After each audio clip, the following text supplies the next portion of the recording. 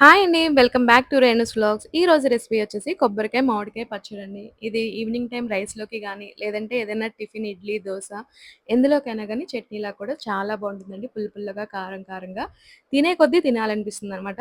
So, ఇది మనకి చాలా సింపుల్‌గా అయిపోతుందండి. దీనికి కావాల్సింది మెయిన్‌గా ఏంటంటే, ఒక మిక్సీ జార్‌లో కొబ్బరికాయ ముక్కలు, పచ్చి మామిడికాయ ముక్కలు, వెల్లుల్లి, పచ్చిమిర్చి, జీలకర్ర, సాల్ట్ వేసుకొని కొంచెం మెత్తగా అయితే గ్రైండ్ చేసుకోవాలండి. మామూలుగా మనం చట్నీలకి ఎలా గ్రైండ్ చేసుకుంటామో అలాగే అనమాట. ఇక్కడ నేను పచ్చిమిర్చి డైరెక్ట్‌గా వేసేసాను. మీకు కావాలంటే గాని కొంచెం ఆయిల్‌లో వేపుకొనైనా వేసుకోవచ్చండి.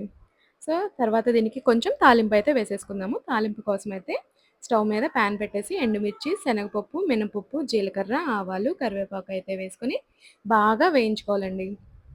సో, చూస్తున్నారు కదా! చాలా ఈజీగా ఉంటుందనమాట. అండ్ చాలా టేస్టీగా కూడా ఉంటుంది. సో, తాలింపయితే రెడీ అయిపోయింది. ఇప్పుడైతే మనం చట్నీలో వేసేసుకుందాం.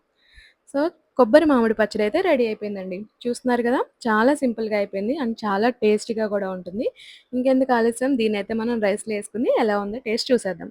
వేడి వేడి అన్నంలో కొబ్బరి పచ్చడి వేసుకొని ఈవినింగ్ టైము కొంచెం నెయ్యి వేసుకొని తింటే ఉంటుందండి. సూపర్ అంటే సూపర్‌గా ఉంటుంది. తినే కొద్దీ తినాలనిపిస్తుంది.